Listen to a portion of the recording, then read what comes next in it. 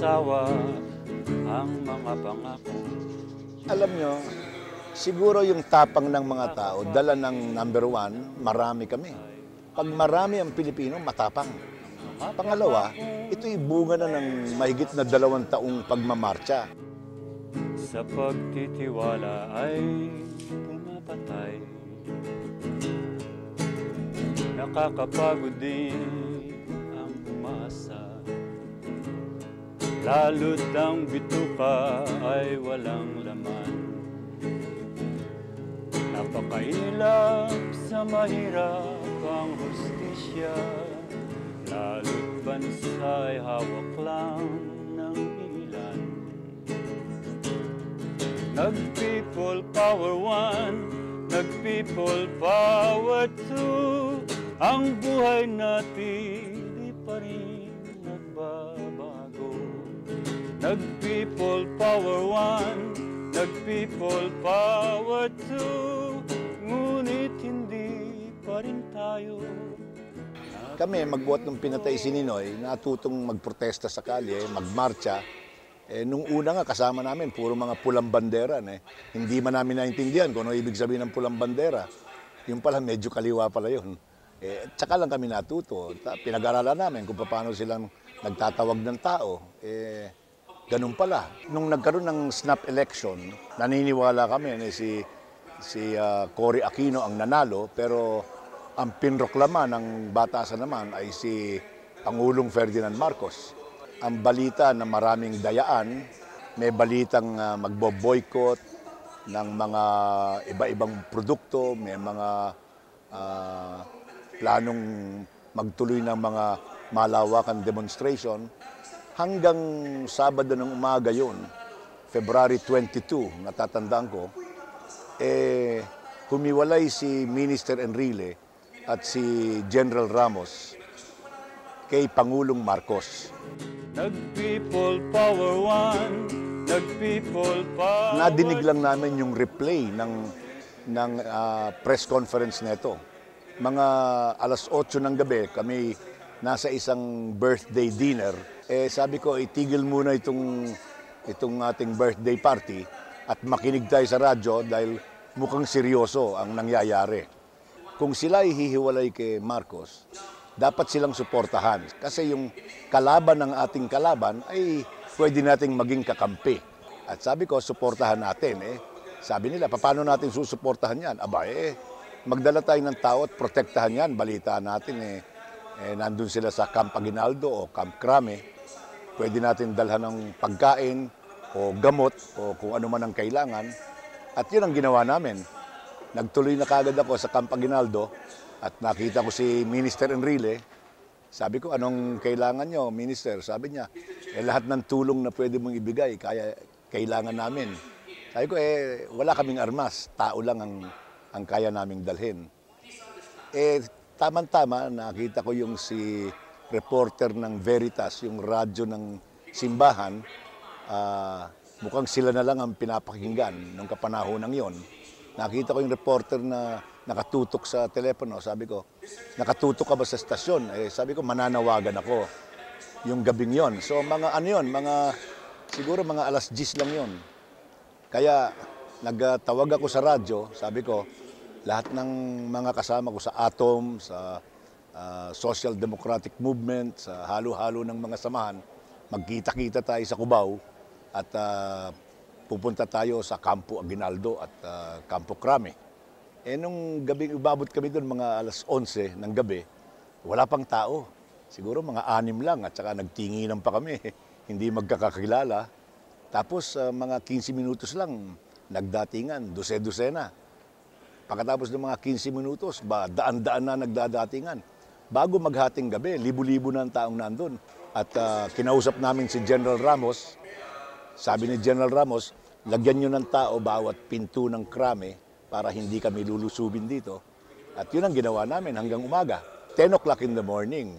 Ay naku, libo-libo na ang mga tao. Kung sigurong may mga 50,000, meron na.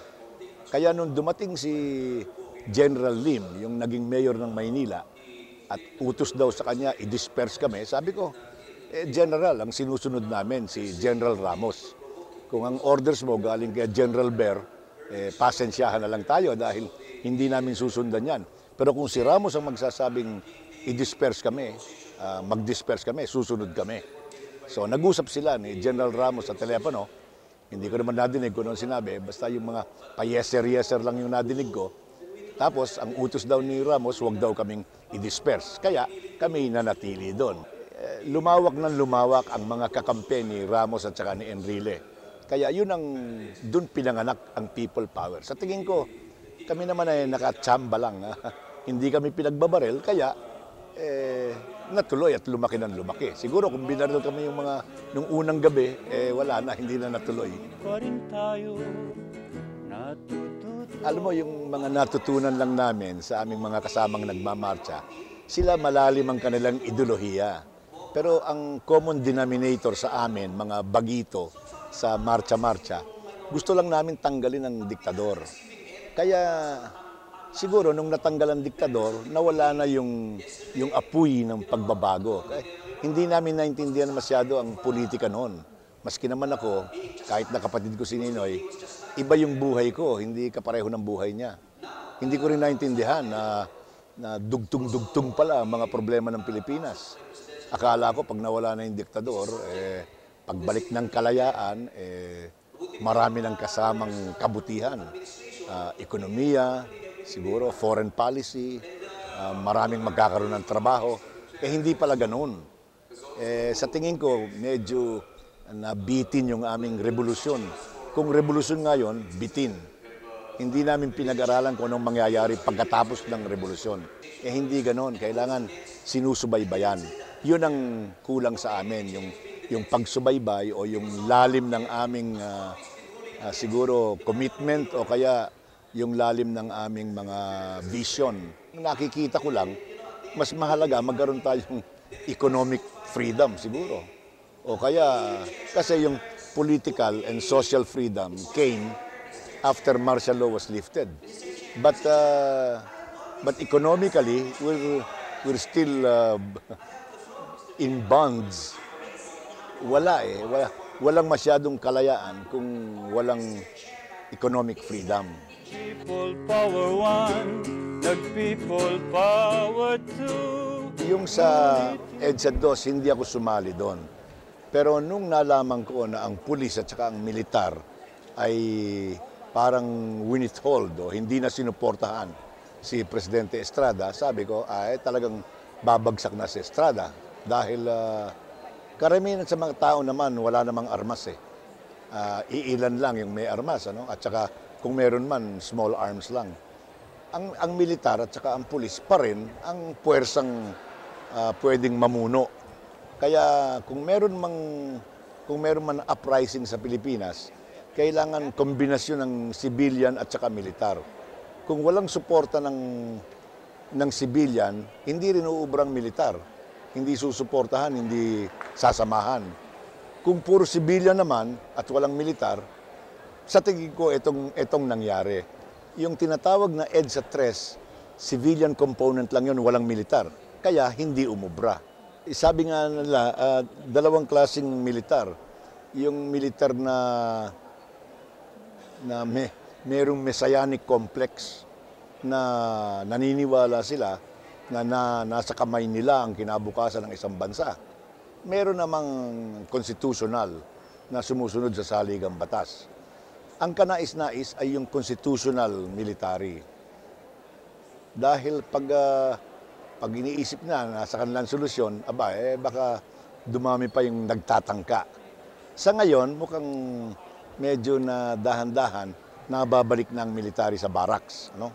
Pero kailangan tuloy-tuloy ang effort na yan kasi they have been politicized during martial law and the years after that. Ngunit hindi pa rin tayo natututo.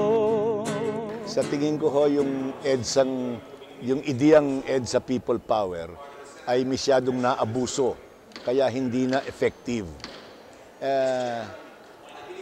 At saka yung sustainability niyan, it is very hard to maintain. Isipin mo, dami-daming taong yung nagde-demonstration na hindi nagtatrabaho. Sana may kaya silang lahat.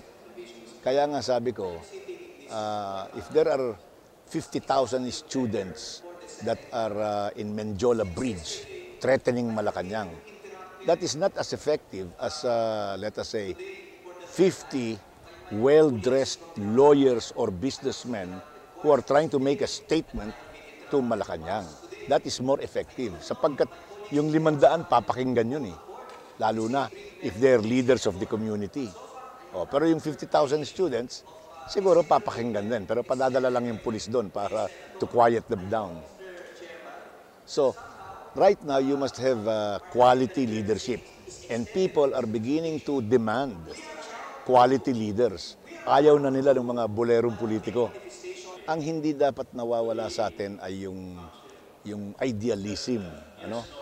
Sana, even if it is tempered with practicality, you have to survive also.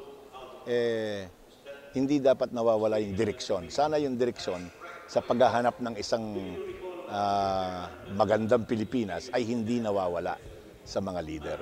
At sa tingin ko, maraming may gusto niyan. Yan ang handang itaya ang buhay.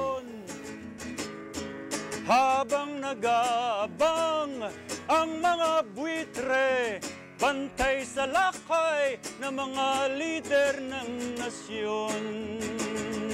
Kahit nag-ed sa 3, kahit mag-ed sa 4, ang buhay natin di pa rin magbabago. Kahit mag-people power, tayo ang talo. Hanggat hindi tayo natututo.